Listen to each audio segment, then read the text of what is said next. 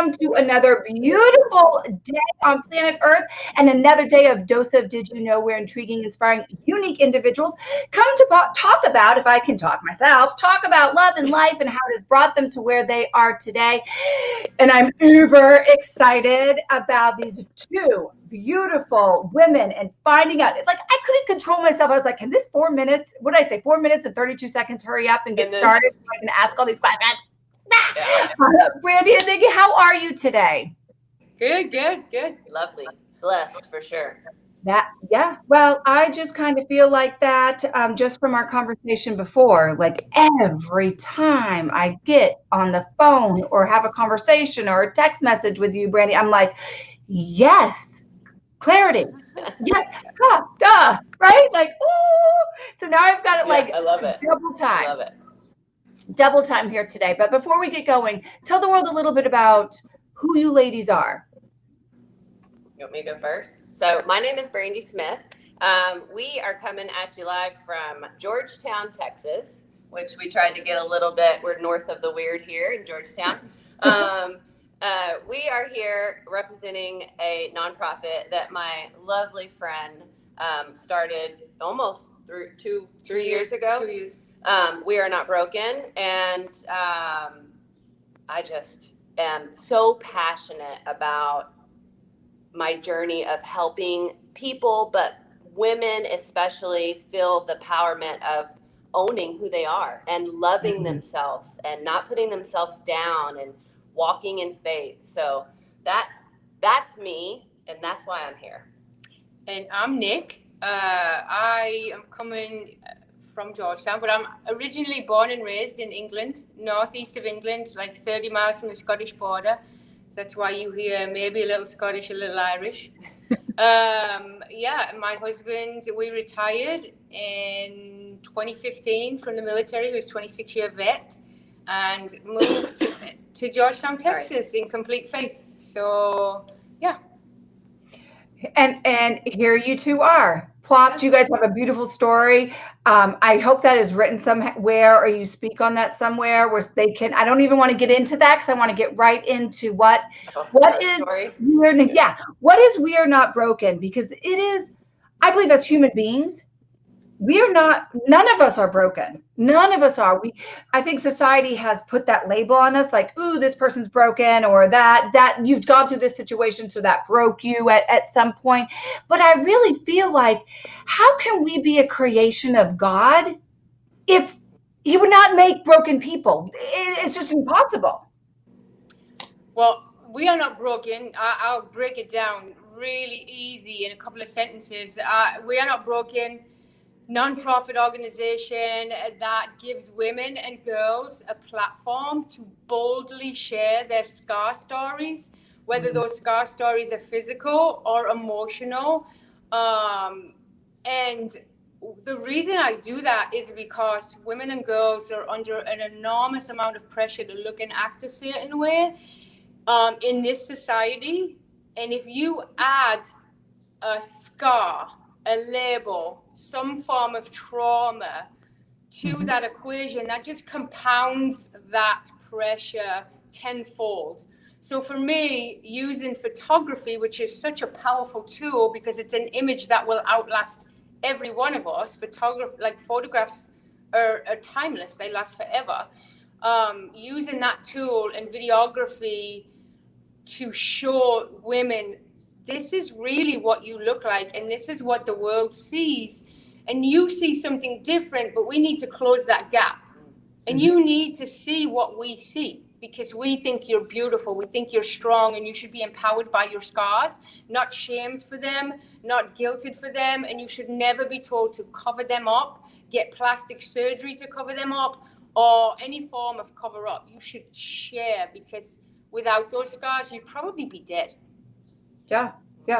There's got to be something, I feel, that pulled you there. Like, I always feel there's something in us that pulls us into what we do, right? When we're really that deep, pure, loving, passionate side of us. So what was it for you? Both of you. So for me, I was a strength and conditioning coach for 24 years. So I had listened literally for 24 years, women beating themselves up. Not good enough, not skinny enough, not thin enough, not this enough, not that enough. Just these really unattainable pressures and goals. And when I decided to retire from that, I said, okay, God, in the second half of my life, what I want to do is make a difference, and I don't want to make a paycheck. But I don't know what that looks like. So what I did is my husband bought me a camera, which was really my first love when I was very little. Did college and everything with it. And I ended up taking that camera and volunteering on my church photography team for a whole year because I had to learn digital photography, because when I did it, it was 35 millimeter in the dark room. This is how you do it. Right. So I did that, and then it was coming to a point where I'm like, okay, Lord, what is it? I was feeling that stirring in my spirit. And I had a friend who had just buried her mother from breast cancer.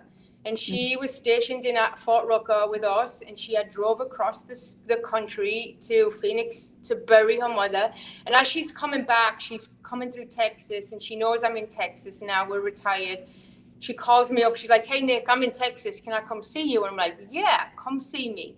So she comes up, and at this point, our youngest son had moved out. So I had this bedroom that I had turned into a makeshift photography studio. And I said, hey, let's go take pictures.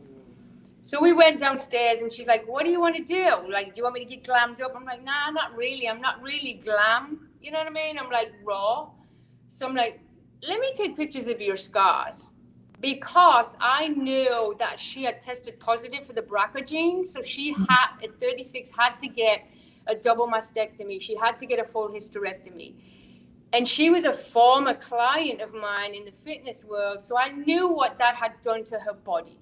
Mm-hmm. So I said, I really want to take pictures of that. And she's like, okay. So she took her top off. And I started clicking, and she had this massive butterfly tattoo on her back. And the scars from her mastectomy went round her back, and the butterfly wings fell on those scars like it was always supposed to be there.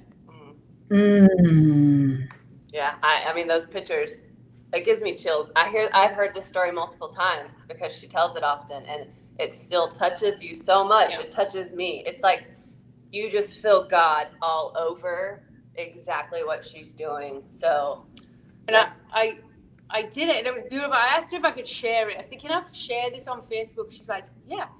So I put it out that night, and I said, look, if there's a woman or a girl out there that has any form of scar, stretch marks, anything that society has made you feel less than through no fault of your own, please let me take pictures of you, and I want to do it for free. Didn't think nothing else of it. She had left. We said our goodbyes. Woke up the next morning and opened my inbox, and it was full. It was full. Like, my inbox in my whole life has never been full, and it was full. And I literally heard God say, this is what I want you to do, and I want you to call it We Are Not Broken. And that was it.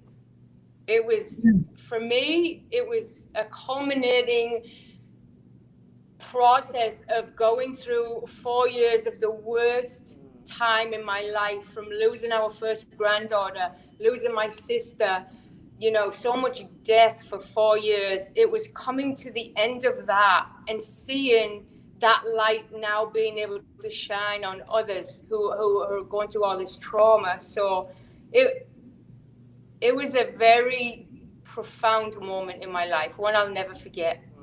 Yeah.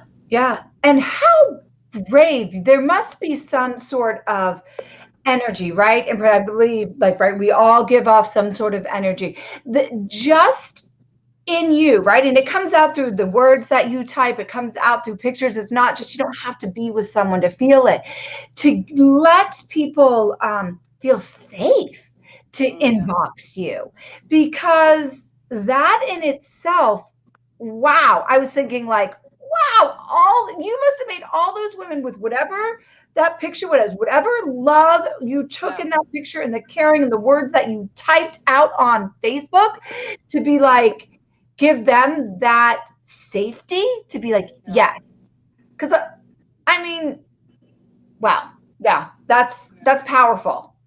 I hope people like realize that, because think about it. Would you take the courage to be like, yes, take a picture of all my stretch marks from my babies and my scars and all those things that I'm like, I've been. That's how you know God's hands are on it, because he laid, like, think of all, like, he laid it on all those women's hearts to be like, I'm gonna do this, and this is what I think empowers women from this. It's all from what Nick wrote, the picture she took, but it's from her friend allowing her to share something very personable. Like, I think as women especially, we have so much guilt on situations that we've gone through and things that happen to us, but yet so many other women have been through something, maybe not exactly the same, but similar enough to where you're like, oh, I didn't face that kind of whatever it is. I didn't do that on my own. This person did it too. So I think that's huge. And that I can't even tell you how many times that happens. I'll put a story out and somebody will reach out and say, I never in my wildest dreams thought that somebody else was going through that. I mean, I've put somebody out who cut so severely that she doesn't have no space on her body from all the scars from self-harm, that caused the mother of a 15-year-old to reach out who just started cutting. That we could get her into the studio to show her, you are enough. This is a pressure you don't have to carry.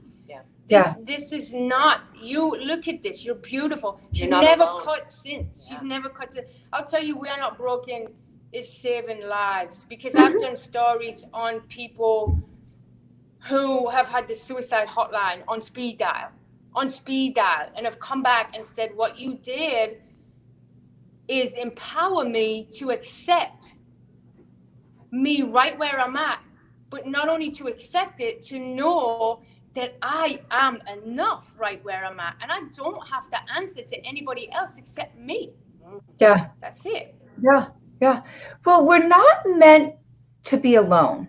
We're not meant to be in isolation, and we're meant to have community, especially women. Go back to like biblical times. The women were always together, right? It was the community of holding. So through society, as it has broken those patterns that are natural within us, and then you get that own isolation inside you, and just the sense of being that somebody else understands and is okay and loves me and doesn't judge me. Yeah. It's filling that gap that we've lost through generations and generations, and it doesn't matter. And that's one of the things I'm listening and I really love, is that sometimes there'll be a group, but it's only for young girls that have been raped or have been molested, or if you're a new mom, and you're having trouble with your new mom body, or you've gone through menopause and you have to deal with or there's cancer, there's all these things, but there's always just these little things. And what if you feel you don't fit into that? Then what?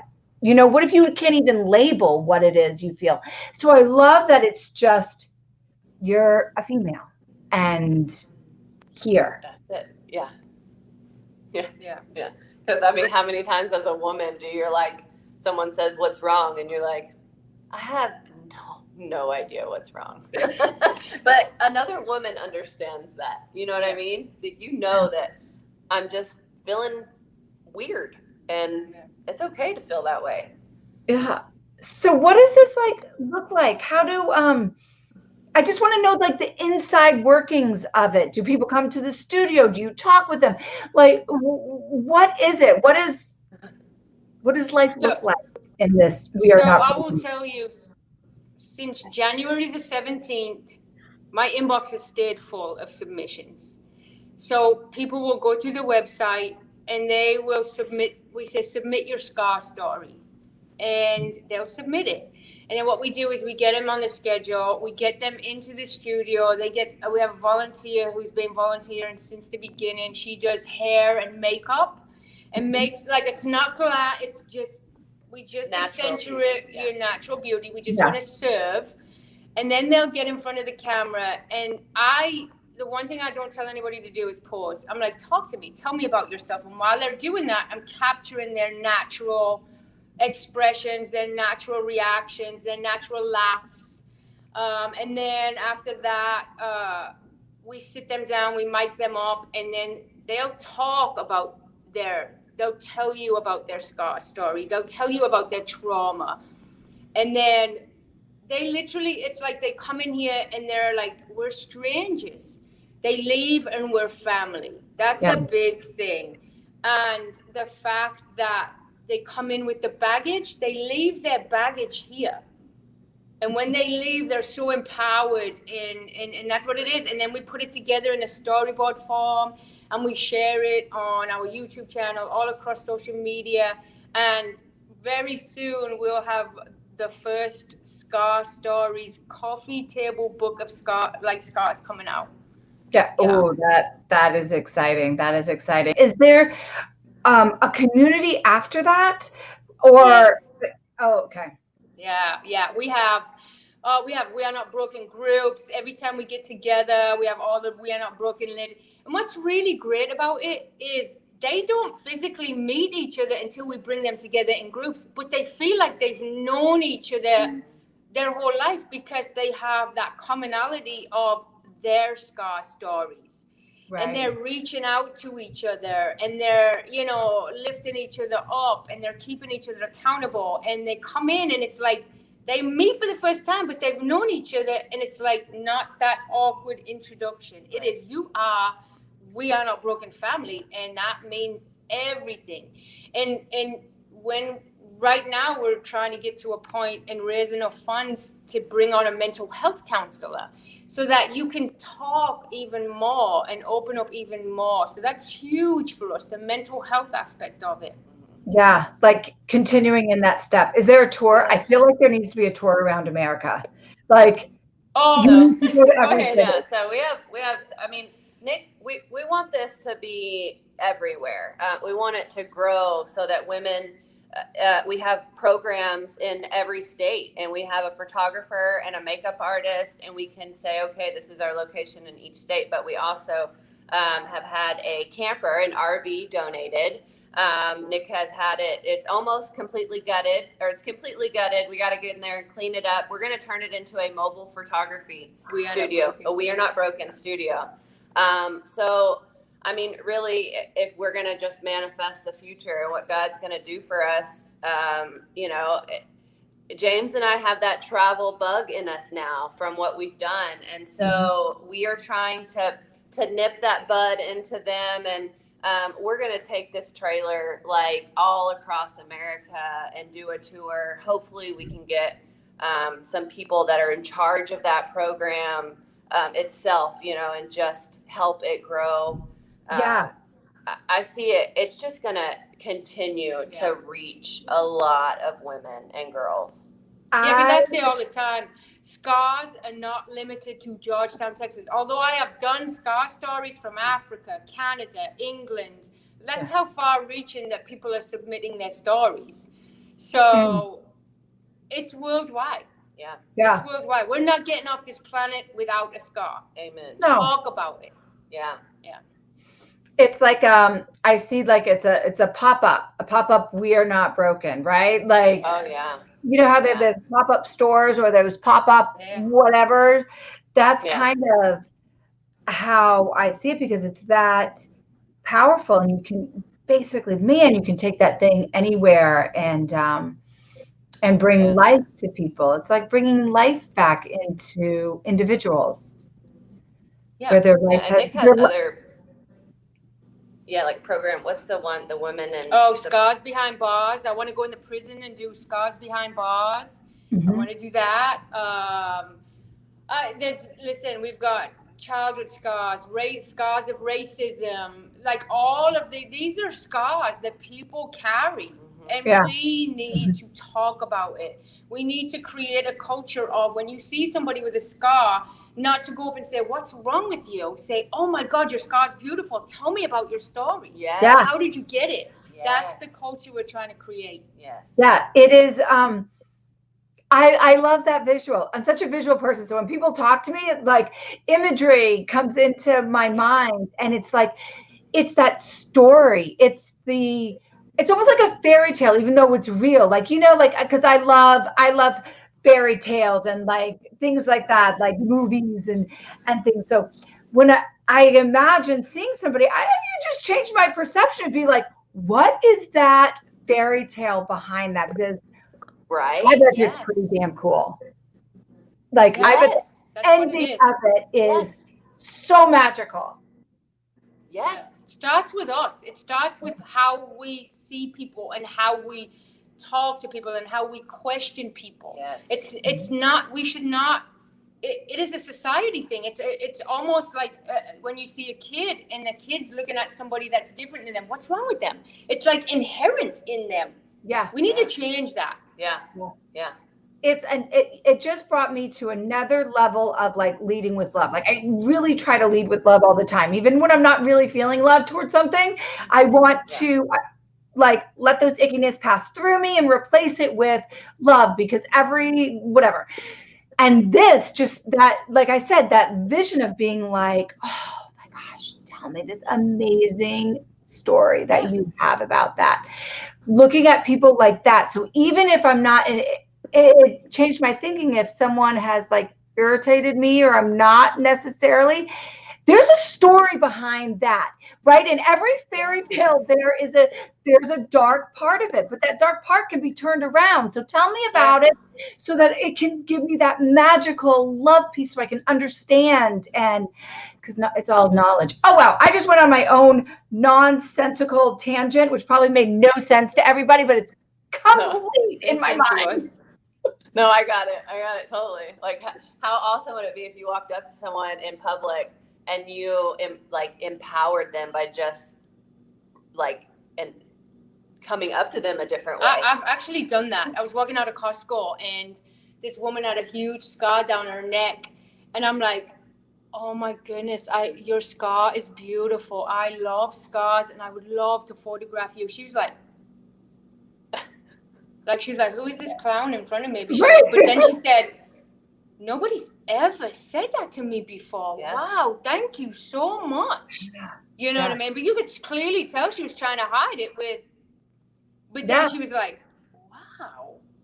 Nick, I'll have to share a video with you, Danny, and I might be able to put it in the comments of our live, but it's for women. It's, to me, stretch marks are something that happened huge for me, right? Women struggle with that. And stretch marks, I think, are something big for women. And so one night late, I'm in her presence and she says, I want to take a picture of your stretch marks. And I was like, really? Yeah, that in my face. I'm like, I don't want to pin on you. Yeah. And by the way, I'm going to paint and draw attention to them, right? And my skin is loose. It hangs over. I have stretch marks. It is what it is. And so it was the first time that I embraced them. And it was kind of something that Nick's an artist. So she had it in her head what she wanted to do. And she created it on my belly first. And then she took it. And this video is what I want to share with you. It's it is the most empowering thing. And I think it's something that we can definitely grow on. But she had a ton of women come in and do it. And on one of the shoots, it was a mom that said, I grew this human here. And then the daughter that said, I grew in there. You'll love it. So it's for me, the imagery is, listen, we are not tigers. They are not tiger stripes. Stop lying to women. Yeah. Stop it. We grow human beings here, and that's so much more powerful than being a tiger. Yeah. We grow humans here. Yes. That's what needs to be written on your belly. That's a huge one, Brandy. Like, I mean, I had Jacob at 16, right? So like my body was horrified in my mind at 16. Especially, this 16. Young, whatever, right? And it took me until I'm 40. I'm going to be 44 in a month. less than a month, I'm going to be 44. It took me till my mid-30s to like feel comfortable wearing a bikini, even though like I had 3 children, but it all started with that one first, my Jacob, which I love. And then I'm like, you know what? I've raised a freaking awesome Marine who gives everything. He's an amazing human being. He lives with the purity of his heart. He gave me those. I finally embraced them, but it took me that long. I totally get it. Now I'm like, and there's so many. Yeah. I'm like, this is it. And guess what? If you don't appreciate it, I don't know really what to tell you. I can't make you appreciate that I grew an amazing person out of it. And it's a visual. People are visual. People are always going to be visual. Listen, I'm doing a lot of research on this, and the fastest speed is the speed of sight. It's the fastest thing in the world, the speed of sight. Not the speed of sound, it's the speed of sight. That's what we need to see. Interesting. And it translates what you're doing, and then we have to like, because of course I went over on this, of course, but if you change that one thing, right? That initial scar, it's always that initial scar, I feel like things then grow from, right? So mine was like at 16, my body just totally changing and getting all of these stretch marks all over the place. And then it goes into other things. As a woman, I can handle, now that I'm 44, like I can embrace my age. I can embrace the new changes that are happening within my body. It's not so traumatic. It's just like, this is just the way it is. I'm a woman, and now I'm going into that next stage. So when you heal that initial scar, whatever it is, I'm just talking stretch marks, like physical stuff, but whatever that deep one is, there's so many more I could talk about within my own self.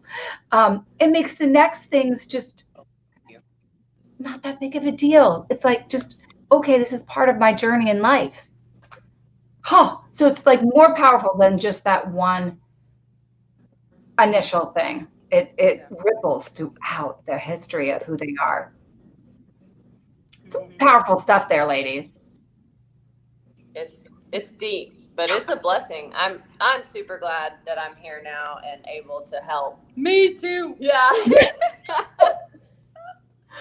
Yes, because that's what women do. They find each other like magnets, right? It might not be right away, and circles back, but those magnets always, it's not just women, but very strong connection from women. Okay, so ladies, before I let you go and continue your amazing, beautiful day, I ask that you answer this last question with the first thing that comes to your heart.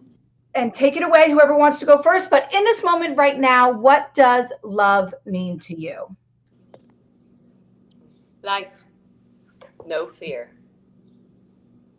Beautiful. Oh my goodness, you guys gave me such almost a I don't know how to put this in words, but I'm kind of getting teary-eyed. Is like the freedom to be like, it's okay just for this, inside and out, just the freedom for that. So thank you for that. Thank you so much for that. And to everybody else out there that is watching, remember, as always, love hard, love pure, and love proactive. Until next time, take care. Bye-bye. If I can.